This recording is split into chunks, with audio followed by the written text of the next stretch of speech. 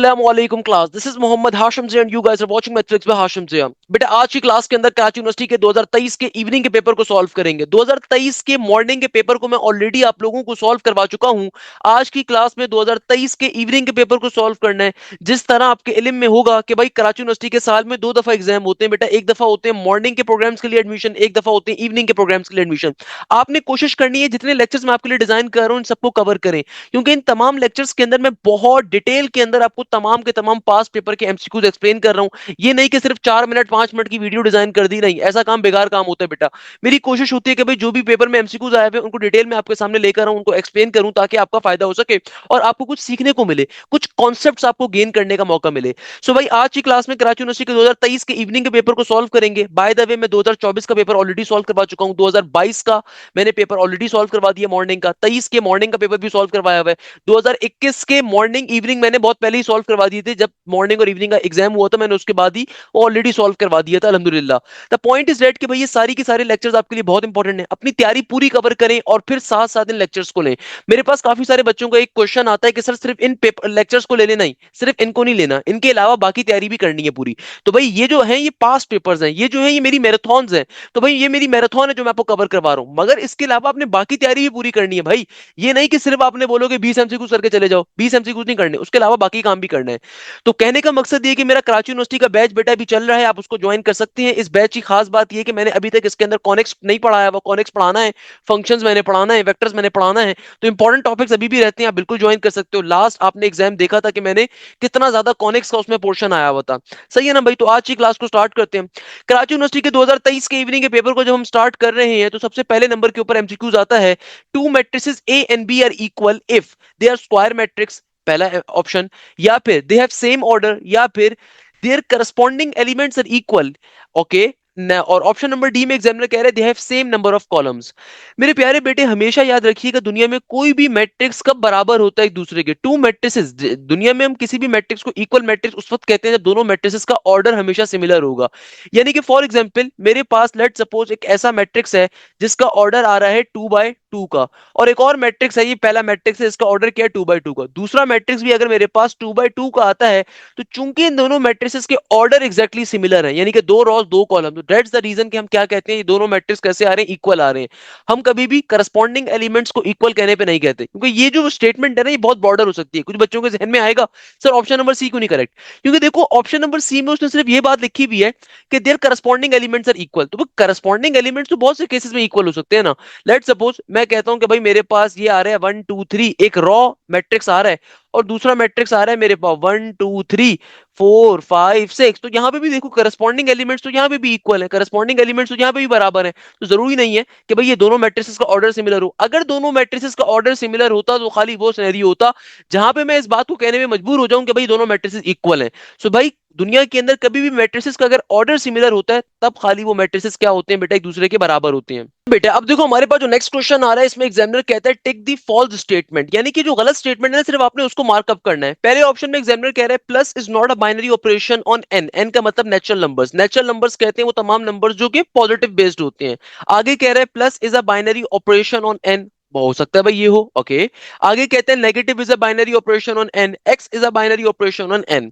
अब देखो पहले ऑप्शन को अगर आप देखो ना तो पहले ऑप्शन में एग्जामिनर क्या कह रहा है, क्या पॉजिटिव जो होता है वो कोई आपके पास पर्टिकुलरली अगर प्लस का ऑपरेशन बाइनरी ना हो नेचुरल पे तो ये पॉसिबल है भाई, मल्टीप्लीकेशन हो जाएगा, डिवीजन हो जाएगा, कुछ भी हो जाएगा। सो पहले ऑप्शन में एग्जामिनर क्या कह रहा है, plus is not a binary operation on natural numbers. वो एक जनरल बात कर रहा है, वो एक जनरल स्टेटमेंट आपको दे रहा है कि भाई अगर प्लस ना हो, अगर प्लस ना हो तो भाई कुछ और हो जाएगा, मल्टीप्लीकेशन हो जाएगा, तो हम कह सकते हैं कि सही है। सही है ना? सेकंड स्टेटमेंट में कह रहे हैं plus is a binary operation of natural numbers, बिल्कुल नॉर्मल सी बात है भाई, 5 प्लस का आप 7 करोगे तो बाइनरी ऑपरेशन जब आप करोगे तो आपको नेचुरल नंबर ही मिलेगा। सही है, नेचुरल नंबर ही आपको मिलेगा। यानी कि आपको क्या मिलेगा, 5 प्लस 7 करोगे तो 7 में 5 का इजाफा करोगे 12 मिलेगा, 12 एक क्या नेचुरल नंबर है। अच्छा, अगर मैं देखता हूं multiplication is a binary operation, तो मल्टीप्लीकेशन में भी ऐसे ही होगा, 3 को अगर मैं 4 से मल्टीप्लाई करूंगा तो मुझे क्या मिलेगा, पॉजिटिव का 12 मिल जाएगा, नॉर्मल सी बात है। बट अगर मैं नेगेटिव का नंबर देखूं फॉर एग्जांपल, तो अगर मैं 5 माइनस का 7 करूं तो मुझे क्या मिलेगा, मुझे नेगेटिव का 2 मिलेगा। तो नेगेटिव का 2 is not a natural number, इसका मतलब क्या हुआ, नेगेटिव का जो है ना ये आपके पास कभी भी बाइनरी ऑपरेशन नहीं है नेचुरल नंबर्स के ऊपर। यानी कि जब आप नेगेटिव करवाओगे तो ये क्या आपको देगा ऑपरेशन, यानी कि जो नेगेटिव का सिंबल है ये बाइनरी ऑपरेशन नहीं है नेचुरल नंबर्स, बिकॉज जब आप सब्ट्रैक्ट करवाओगे तो आपको जो आंसर मिलेगा वो वो आंसर कभी भी नेचुरल नंबर नहीं होगा। तो इसलिए मैं क्या कह सकता हूं, मैं कह सकता हूं कि भाई negative is not a binary operation on H. का मतलब क्या हुआ कि negative is a binary operation on N, ये नेगेटिव वैल्यू होगी, ये फॉल्स स्टेटमेंट होगी। क्योंकि देखो प्लस हो सकता है, मल्टीप्लीकेशन हो सकता है, प्लस अगर ना हो वो भी चलेगा, प्लस अगर ना हो तो भी मल्टीप्लीकेशन हो जाएगा, कुछ भी हो जाएगा।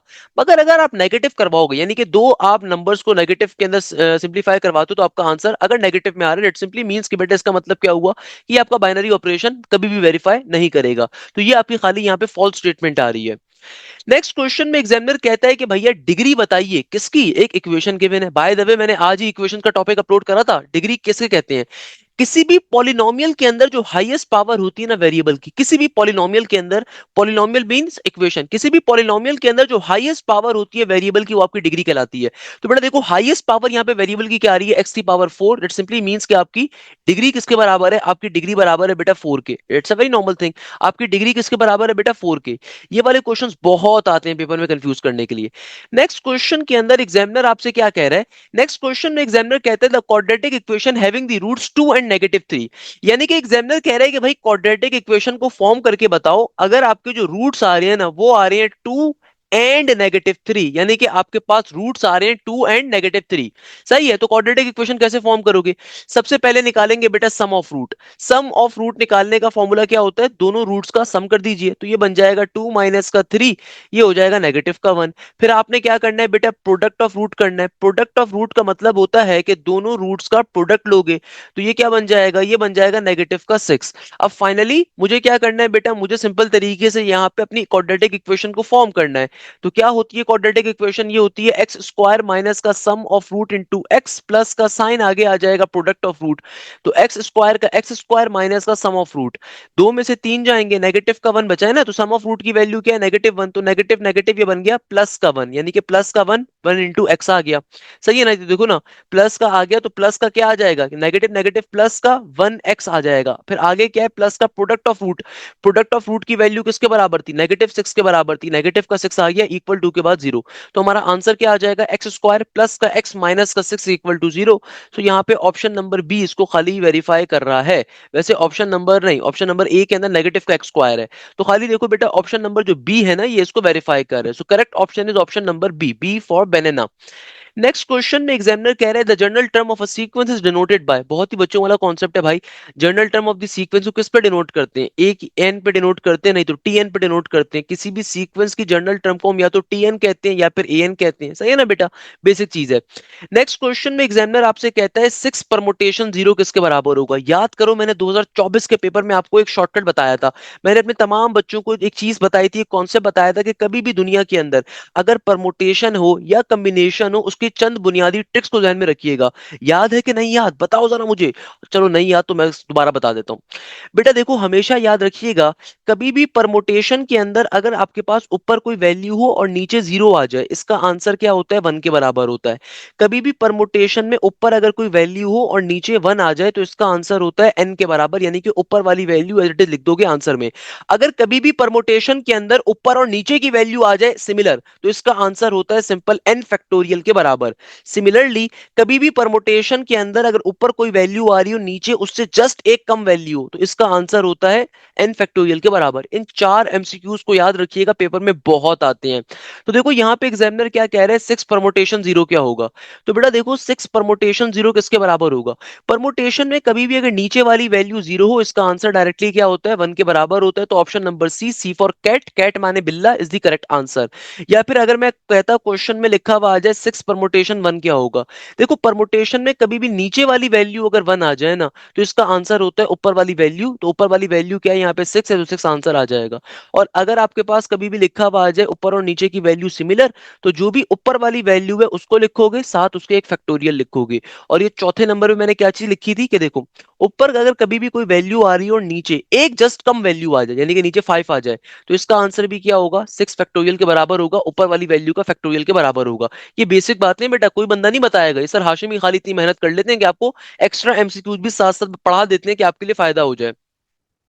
नेक्स्ट एमसीक्यूज के अंदर एग्जामिनर कहता है if a coin is toss 5 times the total number of outcomes. याद रखिएगा बेटा, कॉइन्स के केस के अंदर हमारे पास आउटकम्स निकालने का फॉर्मूला क्या होता है? कॉइन्स के केस के अंदर आउटकम निकालने का फॉर्मूला होता है 2 की पावर n का। वाइल कार आपके पास जो डाइस होता है ना, डाइस के अंदर आपका नंबर ऑफ आउटकम निकालने का फॉर्मूला होता है 6 की पावर n। तो एग्जामिनर कह रहा है एक कॉइन है वो 5 दफा उछाला गया है, तो बताइए टोटल आउटकम्स कितने होंगे? तो चूंकि 5 दफा उछाला गया है तो 2 की पावर 5 हो जाएगा। 2 की पावर 5 32 के बराबर होता है।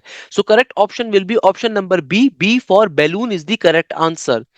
नेक्स्ट क्वेश्चन में एग्जामिनर कहता है 2 sin 30 डिग्री कॉस 30 डिग्री किसके बराबर होगा? Again a very interesting thing. बेटे 2 sin 30 cos 30 क्या होगा? देखो यहाँ पे सिंपल साइन का डबल एंगल फॉर्मूला अप्लाई कर सकते हैं। साइन का डबल एंगल फॉर्मूला क्या होगा? ये होगा sin 2 थीटा किसके बराबर होगा? ये बराबर होगा बेटा 2 sin theta into cos theta के। सही है ना? तो यहाँ पे देखो यही तो काम हो रहा है, 2 का 2 sin 30 cos 30 किसके बराबर होगा? ये आ जाएगा मेरे पास सिंपल साइन, ये 2 फॉर्मूले का है और थीटा देखो हमें क्या गिवन है, थीटा हमें गिवन है 30 degree.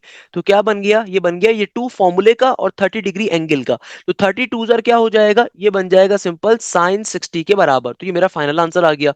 So correct answer will be option number A for apple is the correct answer. जो बच्चे मेरे बैच में होते हैं उनके लिए तो ये बहुत सिंपल क्वेश्चन होंगे, टू बी वेरी ऑनेस्ट। जितने बच्चे मेरे बैच से सुन रहे हैं ना, नीचे कमेंट सेक्शन में बताइएगा ये क्वेश्चन आपके लिए कितने सिंपल है। मैंने आपको इससे कई गुना डिफिकल्ट क्वेश्चंस करवाता हूँ। क्यों करवाता हूँ? ताकि बेटा आपकी प्रैक्टिस बहुत अच्छे लेवल के ऊपर हो, तो आपको लगेगा ये तो बहुत हलवा क्वेश्चन है। भाई हलवा नहीं है, आसान नहीं है बेटा, आपके लिए मैंने आसान बना दिया है अल्हम्दुलिल्लाह। आपके लिए मैंने कॉन्सेप्ट बहुत आसान बना दिए, तो आपके लिए इसलिए आपको आसान लग रहा है कि मैंने आपको बहुत मेहनत से पढ़ाया हुआ है। एग्जामिनर नेक्स्ट क्वेश्चन में कहता है कि भैया कॉस नेगेटिव का बी किसके बराबर होगा? अब देखो कॉस के अंदर नेगेटिव का एंगल आ जाए, याद रखिएगा एक प्रॉपर्टी होती है, कभी भी दुनिया में अगर साइन में नेगेटिव का एंगल आ जाए तो साइन की प्रॉपर्टी होती है नेगेटिव वैल्यू को बाहर फेंक देगा, सिंपल एंगल पे अप्लाई हो जाएगा। वाइल टेंजन की भी सेम प्रॉपर्टी होती है, टेंजन में कभी नेगेटिव का एंगल आ जाए तो नेगेटिव साइन बाहर जाएगा, टेंजन सिंपल एंगल पे अप्लाई हो जाएगा। वाइल कॉस की ये प्रॉपर्टी होती है, कॉस के अंदर कभी नेगेटिव का अगर एंगल आ जाए तो कॉस उस नेगेटिव साइन को पॉजिटिव में कन्वर्ट कर देता है। तो सिमिलरली यहाँ पे कॉस अगर नेगेटिव का एंगल आ रहा है तो मेरा करेक्ट आंसर क्या होगा? It should be option number B, B for banana is the correct answer. हमारे पास जो नेक्स्ट क्वेश्चन आ रहा है ना, इसको मार्क कर लो, अक्सर बच्चे इसको कंफ्यूज हो जाते हैं इस क्वेश्चन में, हालांकि बहुत इंपॉर्टेंट है और जो बच्चे मुझसे पढ़ते हैं उनको तो मैंने स्पेशली फॉर्मूला इसका पढ़ाया हुआ है। भाई यहाँ पे देखो क्या आ रहा है, 2 sin 3 cos है। अक्सर बच्चे यहाँ पे क्या करते हैं, 3a को ब्रेक कर देते हैं sin 2a+a के अंदर और फिर साइन अल्फा प्लस बीटा का फॉर्मूला अप्लाई कर रहे होते हैं। हालांकि अकल को हाथ मारो, यहाँ पे अगर आप इस काम को करोगे ना कभी भी सॉल्व नहीं कर पाओगे बेटा। ये सिंपल प्रोडक्ट टू सम का कॉन्सेप्ट आ रहा है। प्रोडक्ट टू सम जानते हो ना कैसे कर देते हैं? प्रोडक्ट टू सम का फॉर्मूला क्या कहता है? प्रोडक्ट टू सम का फॉर्मूला, प्रोडक्ट टू सम का दुनिया में फॉर्मूला होता था 2 sin अल्फा कॉस बीटा किसके बराबर होता है? बेटा ये बराबर होता है हमारे पास सिंपल तरीके से साइन का साइन आगे अल्फा प्लस का बीटा, फिर आगे क्या होता था? आगे होता था प्लस का वैल्यू, प्लस की वैल्यू के बाद क्या होगा? साइन का साइन आगे आ जाएगा अल्फा माइनस का beta, simple product to some का जो फॉर्मूला होता था। तो यहाँ पे हम इसी काम को अप्लाई करेंगे। ये देखो ये आपके पास जो आ रहा है ना 2 sin 3a, ये आपका अल्फा एंगल आ गया, फिर आगे आ रहा है कॉस ए, ये आपका बीटा एंगल आ गया। ये किसके बराबर है? ये बराबर है हमारे पास साइन का साइन, आगे आ जाएगा सिंपल 3a+ का a, फिर आगे आ जाएगा प्लस का साइन, ये हो जाएगा बेटा 3a- का a, 3a- का a। सही है ना? सिंप्लीफाई करवा दो इसको, क्या बन जाएगा? ये हो जाएगा बेटा sin 3a+a, so obviously it will become sin 4a। यहाँ पे हो जाएगा sin 3a- का a, सो जाहिर सी बात है ये आ जाएगा हमारे पास sin 2a के बराबर। किसके बराबर आ जाएगा? sin 2a के बराबर। इस तरीके से हम लोगों ने क्या कर दिया? इसको ब्रेक डाउन कर दिया। क्या कर दिया हम लोगों ने? इसको ब्रेक डाउन कर दिया। तो बेटा देखो सिंपल तरीके से ये मेरा आंसर आ जाएगा, ये हमारा क्या आ जाएगा? आंसर आ जाएगा। बट किसी भी ऑप्शन के अंदर ये गिवन नहीं है। अगर किसी भी ऑप्शन में गिवन नहीं है तो इसका मतलब क्या हुआ कि भाई इसके करीब तरीन कौन सा आंसर आ रहा है? तो भाई एक ऐसा आंसर आ रहा है जिसके अंदर देखो यहाँ पे एंगल्स क्या हो रहे हैं? मल्टीपल हो रहे हैं। तो मैं कंसीडर कर सकता हूँ फॉर अ टाइम बिंग के ऑप्शन नंबर सी करेक्ट होगा, क्योंकि देखो हमने जब सिंप्लीफाई करा, सिंप्लीफाई करके हमारा आंसर आ रहा है sin 4a प्लस का sin 2a। तो टू देखो दोनों के अंदर मल्टीपल आ रहे हैं, 2 मल्टीपल आ रहा है।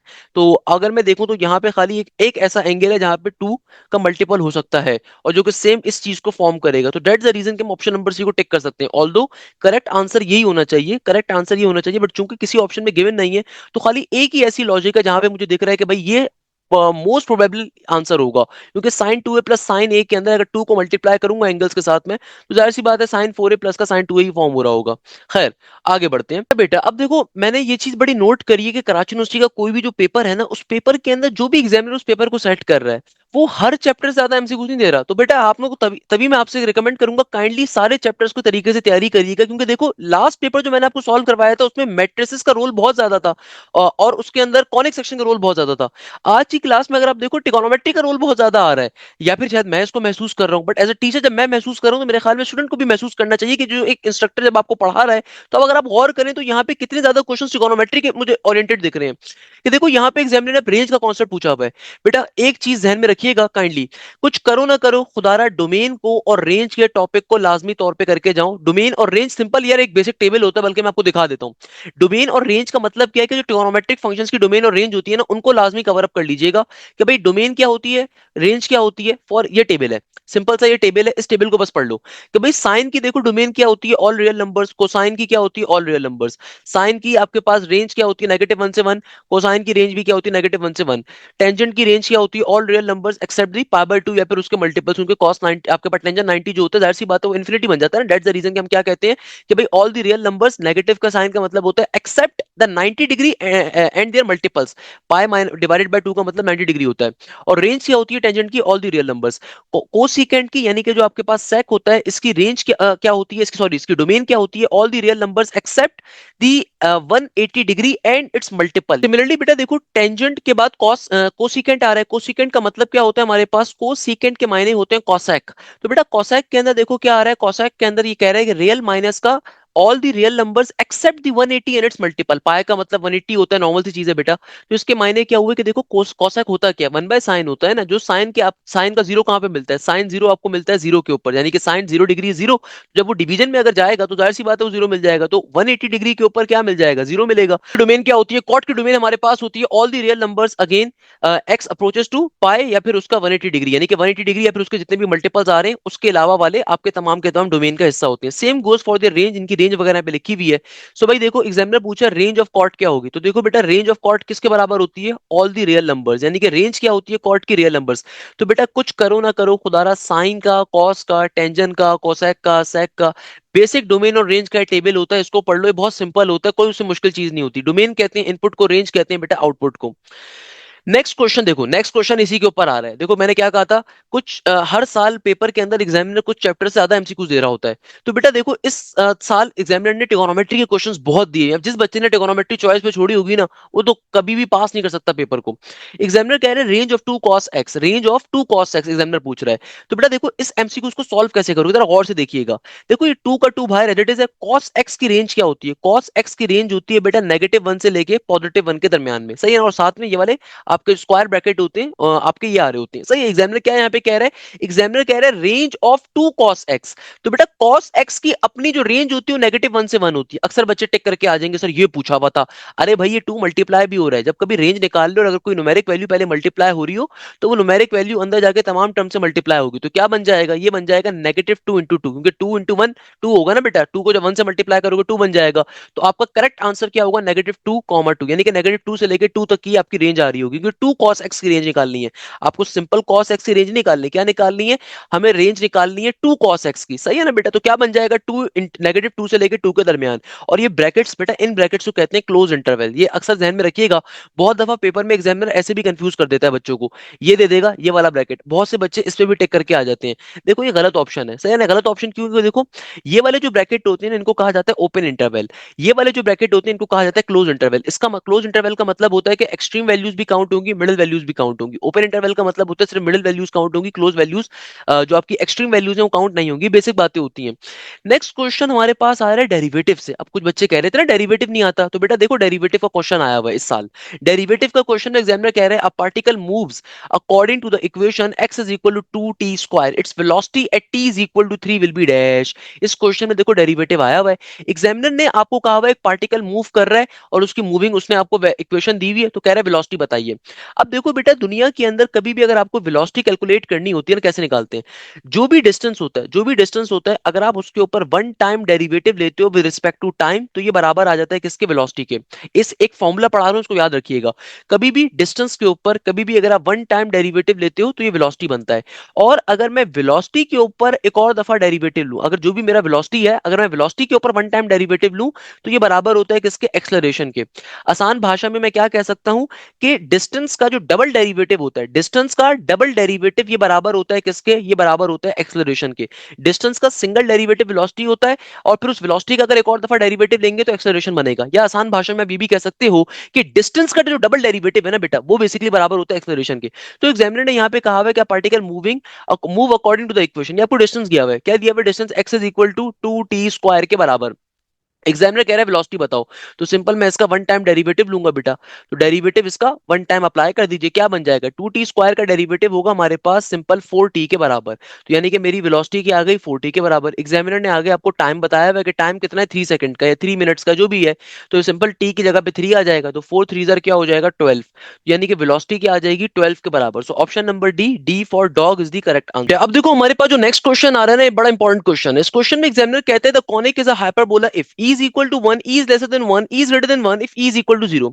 याद रखिएगा बेटा, कुछ करो ना करो इस एमसीक्यूज को लाजमी तौर पे कवर करना है हम लोगों ने, तो मैं आपको बहुत डिटेल में पढ़ाता हूँ एमसीक्यूज। देखो ई के मतलब होता है एसेंट्रिसिटी।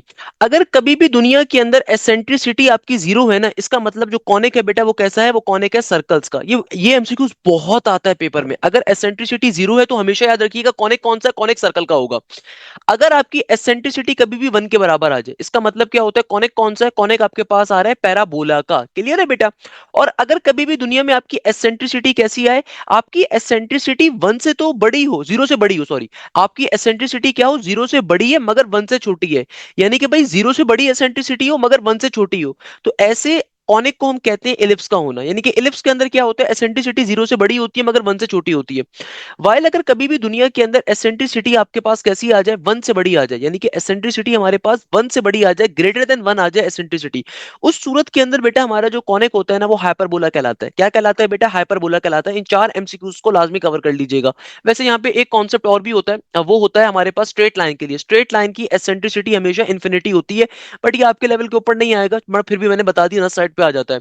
तो बेटा देखो हमारा करेक्ट आंसर क्या होगा, करेक्ट आंसर होगा option number C, C for cat, cat माने बिल्ला।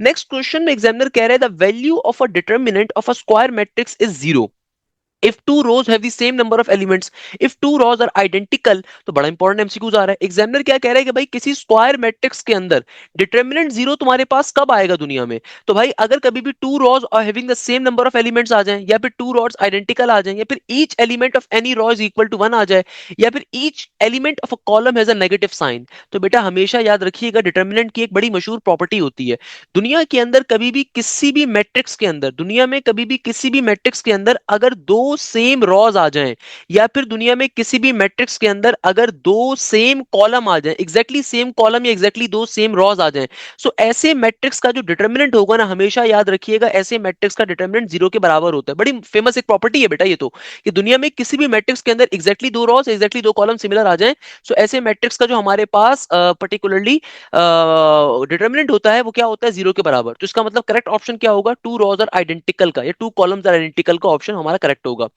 नेक्स्ट क्वेश्चन में इस क्वेश्चन में एग्जामिनर मुझसे कहता है the word that can be form from the letter of the word article by using all the letters. यानी कि अगेन अरेंजमेंट का एक क्वेश्चन आ रहा है। एग्जामिनर कहता है कि भाई तुम्हारे पास एक वर्ड लिखा हुआ है आर्टिकल, आपके पास एक वर्ड लिखा हुआ है और ये वर्ड क्या है, आर्टिकल। एग्जामिनर कह रहा है उसको अरेंज करके बताओ। कोई मसले की बात नहीं है, कैसे अरेंज करेंगे। देखो अरेंजमेंट करने का एक बेसिक सा कॉन्सेप्ट होता है, शॉर्टकट होता है, कि जो भी टोटल नंबर ऑफ अल्फाबेट्स होते हैं ना, सबसे पहले आप उनका फैक्टोरियल करते हो। कितने अल्फाबेट्स आ रहे हैं, 1 2 3 4 5 6 7, टोटल 7 आ रहे हैं, तो यहाँ पे आ गया 7 फैक्टोरियल। नीचे डिवीजन के अंदर जो रिपीटेड लेटर्स आ रहे हैं ना, उनका फैक्टोरियल लेना है। तो ए रिपीट हो रहा है, नहीं हो रहा, आर रिपीट हो रहा है, नहीं हो रहा, टी हो रहा है, नहीं हो रहा, आई हो रहा है, नहीं हो रहा, सी हो रहा है, नहीं हो रहा, एल हो रहा है, नहीं हो रहा, ई हो रहा है, नहीं हो रहा। यानी कि आंसर क्या आएगा, सिंपल 7 फैक्टोरियल के बराबर। 7 फैक्टोरियल बराबर होता है 5040 के। तो यहाँ पे कोई भी ऑप्शन इसको वेरीफाई नहीं कर रहा, तो सारे ऑप्शन गलत हैं। आपका डायरेक्टली आंसर क्या होगा, फ्री का आपको एक नंबर मिल जाएगा मुफ्ते के अंदर, चाहे सही करो गलत करो, क्योंकि कोई भी ऑप्शन यहाँ पे करेक्ट नहीं है। तो करेक्ट आंसर क्या होगा, 5040 के बराबर। नेक्स्ट क्वेश्चन में एग्जामिनर कह रहे हैं the Y ordinate of a point is also known as. बहुत ही मजे का बेटा कॉन्सेप्ट है। देखो भाई एक्स कॉमा वाई को हम मिला के क्या कहते हैं, एक्स कॉमा वाई कहीं पे भी मिलकर अगर लिखा हो ना, तो इसको कहा जाता है कोऑर्डिनेट। इसको क्या कहा जाता है, कोऑर्डिनेट। अगर कहीं पे भी एक्स और वाई मिलकर लिखा हुआ हो, वाइल अगर कहीं पे सिंपल एक्स लिखा हुआ हो, तो इस सिंपल एक्स का नाम होता है एब्सीसा। क्या नाम होता है बेटा, इसका नाम होता है एब्सीसा। ओके। और अगर सिंपल कहीं पे y लिखा हुआ हो, तो सिर्फ y को हम कहते हैं ऑर्डिनेट। क्या कहते हैं बेटा, ऑर्डिनेट। क्लियर है। तो यहाँ पे करेक्ट आंसर क्या होगा, option number A for apple is the correct answer. Next question के अंदर एग्जामिनर कह रहा है scalar triple product of A B, अच्छा ये यहाँ पे मल्टीप्लीकेशन होगी, ये इस तरीके से होगा ए इंटू बी मल्टीप्लाई बाय सी। तो एग्जामिनर कह रहा है कि भाई ये स्केलर ट्रिपल प्रोडक्ट जो है ना किस चीज के वॉल्यूम को रिप्रेजेंट करता है। हमेशा याद रखिएगा scalar triple product represent the volume of a parallelepiped. जो स्केलर ट्रिपल प्रोडक्ट होता है दुनिया का असूल है कि भाई किसको रिप्रेजेंट करता है बेटा, ये पैरेललोपिड को रिप्रेजेंट करता है। बहुत इंपॉर्टेंट इसके एमसीक्यूज आते हैं पेपर्स के अंदर, सही है ना बेटा। तो स्केलर ट्रिपल प्रोडक्ट किसके वॉल्यूम को रिप्रेजेंट करता है, ये रिप्रेजेंट करता है पैरेललोपिड के वॉल्यूम को। इसको अपने पास मार्क कर लीजिएगा। सो बेसिकली एग्जामिनर यहाँ पे क्या कह रहा है, स्केलर ट्रिपल प्रोडक्ट किसको रिप्रेजेंट करता है। तो याद रखिएगा बाकी सारे ऑप्शन वैसे ही गलत हैं, पैरेललोग्राम कभी भी नहीं हो सकता, रेक्टेंगल कभी भी नहीं हो सकता, स्क्वायर कभी भी नहीं हो सकता। स्केलर ट्रिपल प्रोडक्ट रिप्रेजेंट किसको करता है, वॉल्यूम ऑफ पैरेललोपिड को कर रहा होता है। तो correct answer is option number A for apple is the correct answer. Next question में एग्जामिनर कहता है मैट्रिक्स मल्टीप्लिकेशन कैसी होती है। अब ये क्वेश्चन बड़ा इंटरेस्टिंग है। एग्जामिनर कहता है कि भाई matrix multiplication not commutative but associative है, नॉट कम्यूटेटिव है नॉट एसोसिएटिव है, कम्यूटेटिव एंड एसोसिएटिव बोथ है, या कम्यूटेटिव बट नॉट एसोसिएटिव। याद रखिएगा बेटा मैट्रिक्स की जो मल्टीप्लिकेशन होती है ना, ये हमेशा एसोसिएटिव प्रॉपर्टी को रिप्रेजेंट करती है, सिर्फ एसोसिएटिव को। क्योंकि देखो लेट सपोज अगर आप कभी भी दो मैट्रिसेस को आपस में मल्टीप्लाई करते हो इररिस्पेक्टिव ऑफ देयर ऑर्डर, कभी भी हमारा आंसर क्या होगा, सिमिलर नहीं आएगा। बेसिक प्रॉब्लम है ये, बेसिक थ्योरम है। तो भाई इसका मतलब क्या है, कम्यूटेटिव प्रॉपर्टी तो कभी भी नहीं हो सकता। अच्छा भाई आगे कहता है एसोसिएटिव, एसोसिएटिव बिल्कुल होता है। यानी कि भाई आप पहले इन दो मैट्रिसेस को मल्टीप्लाई करो, फिर उसकी मल्टीप्लिकेशन मैट्रिक्स सी से करवा दो, या फिर पहले आप मैट्रिक्स बी और सी को मल्टीप्लाई करवाओ और उसको मल्टीप्लाई मैट्रिक्स ए से करवा दो, आंसर हमेशा सिमिलर आएगा। तो यानी कि एसोसिएटिव प्रॉपर्टी को मैट्रिक्स मल्टीप्लिकेशन वेरीफाई करता है मगर कम्यूटेटिव को नहीं करता। So correct answer should be not commutative but associative. So option number A for apple is the correct answer. Next question में examiner कह रहा है if sin theta is greater than 0 and cot theta is also greater than 0 then the terminal angle will be dash। अब देखो इसका reason क्या है। Examiner कह रहा है कि भाई अगर sin थीटा कैसा आ रहा है, ग्रेटर देन 1 आ रहा है, सही है ना। अभी सारी चीजें भूल जाओ। देखो बेटा हमारे पास दुनिया में ट्रिगोनोमेट्री में एक कॉन्सेप्ट होता है, ये कॉन्सेप्ट क्या होता है, ये कॉन्सेप्ट होता है हमारे पास ऑल सिली टॉम कैट्स। हमारे पास ट्रिगोनोमेट्री के अंदर एक कॉन्सेप्ट होता है एएसटीसी का, ऑल सिली टॉम कैट्स। ऑल का मतलब होता है कि पहले क्वाड्रेंट के अंदर सब पॉजिटिव होगा, सिली का मतलब होता है साइन यानी कि सेकंड क्वाड्रेंट में सिर्फ साइन पॉजिटिव होगा, टॉम का मतलब होता है टेंजेंट यानी कि थर्ड क्वाड्रेंट में सिर्फ टेंजेंट पॉजिटिव होगा, और कॉस का मतलब होता है फोर यानी कि फोर्थ क्वाड्रेंट के अंदर सिर्फ कॉस पॉजिटिव होगा। तो बेटा देखो ये जो आपके चार क्वाड्रेंट्स होते हैं ना, इसके अंदर जो पहला क्वाड्रेंट होता है यहाँ पे तमाम ट्रिगोनोमेट्रिक फंक्शंस पॉजिटिव होंगे, वाइल सेकंड थर्ड और फोर्थ के ऊपर ऐसा नहीं होता। सेकंड के अंदर सिर्फ साइन और उसका रेसिप्रोकल पॉजिटिव होता है, वाइल हमारे पास जो थर्ड होता है ना, थर्ड क्वाड्रेंट, इसके अंदर हमारे पास टेंजेंट और उसका रेसिप्रोकल कॉट खाली पॉजिटिव होता है, और जो फोर्थ क्वाड्रेंट होता है यहाँ पे सिर्फ कॉस और उसका रेसिप्रोकल सेक पॉजिटिव होता है। तो एग्जामिनर कह रहा है कि साइन थीटा की वैल्यू ग्रेटर देन 0 है, यानी कि साइन थीटा 0 कहां पर होता है, या तो 1 में होगा या अपने क्वाड्रेंट में होगा। आगे एग्जामिनर कह रहा है कॉट थीटा भी ग्रेटर देन 0 है, यानी कि कॉट भी ग्रेटर देन 0 है, साइन भी ग्रेटर देन 0 है। तो बताइए टर्मिनल साइड कहां लाया करेगी, यानी कि एंगल कहां पे एग्जिस्ट कर रहा है आसान भाषा में। तो बेटा देखो खाली एक ही ऐसा पॉसिबल सिनेरियो, क्योंकि देखो साइन इटसेल्फ कहां पॉजिटिव होता है, अपने क्वाड्रेंट के अंदर होगा या 1 में होगा, और जो कॉट होता है ना ये खुद कहां पॉजिटिव होता है, ये थर्ड में पॉजिटिव होगा या 1 में पॉजिटिव होगा। तो अगर ये दोनों पॉजिटिव आ रहे हैं तो इसका मतलब ये एंगल कहां लाया कर रहा है, मेरा जो एंगल है वो फर्स्ट क्वाड्रेंट के ऊपर लाया कर रहा है। So correct answer should be option number A for apple is the correct answer. याद रखिएगा इस पेपर को हम लोगों ने इस तरीके से मंतकी अंजाम पे पहुंचा दिया। बेटा कराची यूनिवर्सिटी का टेस्ट डिफिकल्ट क्यों होता है मैं अब आपको समझ में आ गया होगा, इतने सारे पेपर्स अगर मैंने सॉल्व करवाए तो उसके बाद आई गेस आपको ये थोड़ी सी बात तो समझ में आ गई होगी कि कराची यूनिवर्सिटी का जो पेपर होता है ना बेटा, ये टोटली अनएक्सपेक्टेड पेपर होता है। दैट्स द रीजन मेजॉरिटी बच्चे पेपर को फेल करते हैं। कराची यूनिवर्सिटी के अंदर टिपिकल जो इंजीनियरिंग यूनिवर्सिटीज होती है उस तरह का पेपर नहीं होता कि सिर्फ इंटीग्रेशन आ जाएगी, सिर्फ ट्रिगोनोमेट्री नहीं। कराची यूनिवर्सिटी का पेपर थ्योरेटिकल बेस्ड पेपर भी है, न्यूमेरिकल बेस्ड पेपर भी है, अनएक्सपेक्टेड पेपर है। आपको अगर कल का पेपर याद हो जो मैंने 2022 का पेपर करवाया था, उसमें मेजॉरिटी क्वेश्चंस कहां से थे, कॉनिक से थे। आज की क्लास में मेजॉरिटी क्वेश्चन कहां से, ट्रिगोनोमेट्री से हैं। एक डेरिवेटिव का क्वेश्चन भी है, तो बच्चे कह रहे थे डेरिवेटिव इंटीग्रेशन नहीं आता, तो देखो भाई डेरिवेटिव आया हुआ है। तो याद रखिएगा कराची यूनिवर्सिटी साइड पे ना तो कैलकुलेटर अलाउ है, और बिल्कुल ही अनएक्सपेक्टेड पेपर आता है। ये जो 20 एमसीक्यूज होते हैं ना बेटा, 20 एमसीक्यूज टोटल अनएक्सपेक्टेड होते हैं। अच्छा एक और चीज जो यहाँ पे मैं डिफाइन करना चाहूंगा, अक्सर बच्चे मुझसे पूछ रहे थे कि सर क्या आपको हर सेक्शन के अंदर पासिंग नंबर लेने होते हैं? नहीं। देखो कराची यूनिवर्सिटी का जो पेपर है ना, ये 100 नंबर का पेपर है। आपके 5 सब्जेक्ट्स होते हैं, यानी कि 5 सेक्शंस होते हैं। आपको ओवरऑल 50 प्लस नंबर लेने, ओवरऑल 50 प्लस नंबर लेने, that's the thing, overall 50 plus number लेने। आप किसी भी एक सेक्शन के अंदर 100 नंबर ले लो, पूरे नंबर ले लो, यानी कि 20 आउट ऑफ 20 ले लो, अच्छी बात है। बात अपने जहन में रखिएगा, आपको ओवरऑल 50 नंबर लेने कराची यूनिवर्सिटी के टेस्ट के अंदर, मगर अक्सर बच्चे उसको भी ले नहीं पाते। और आप मेरे ख्याल में रीजन समझ चुके हो, रीजन क्या है, अनएक्सपेक्टेड पेपर है। अनएक्सपेक्टेड पेपर का मतलब क्या है कि भाई किसी भी तरह की डायमेंशन के ऊपर पेपर आ सकता है। सो खुदारा आपने कोई भी चैप्टर चॉइस पे नहीं छोड़ना, मैं बार बार इस चीज को रिपीट कर रहा हूं।